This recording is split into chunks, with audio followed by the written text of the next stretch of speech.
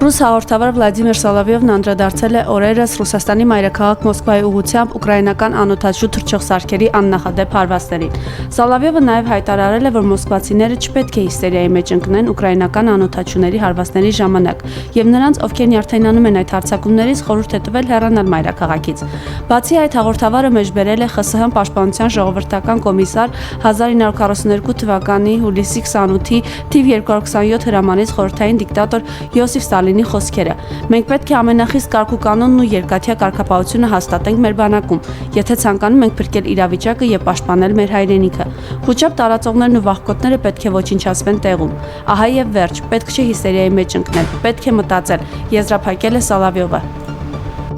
Մայրաքաղաքին հաստված հարվածների տեսանյութերը նկարահանելու եւ ուղարկելու համար մոսկվացիներին ազատազրկելու կոչով է հանդես եկել նաեւ Վլադիմիր Սոլովյովը։ Նա հայտարարել է, որ Մոսկվայի մարզում պայթյուններից հետո ամբողջ լրահոսը ողողված է կադրերով։ Դրա համար էլ բոլոր նրանց, ովքեր ուղարկում են, անհրաժեշտ է նստեցնել բանտ, ընդ որում հրապարակայնորեն։ Նրա խոսքով այս ամենը արդեն իսկ բավարար հիմք է, որպեսզի այն մարդիկ, ովքեր արել եւ ուղարկել են այդ լուսանկարներն ու տեսանյութերը, բանտ նստեն։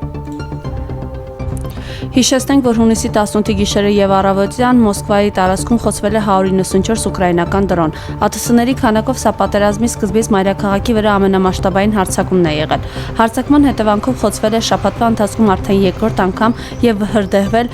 Կապոտնիայի նավթավերամշակման գործարանը։ Դրոնների բեկորները նաեւ Սադովոտ առևտրի կենտրոնի տարածքում են եղել։ Շենքերից մեկը վնասվել է, բռնկվել է հրդեհ։ ԱԹՍ-ի բեկորները վնասել են նաեւ Բելայա Դաչա առևտրի կենտրոնի տանիքը։ Այնտեղ նույնպես հրդեհ է տեղի ունեցել։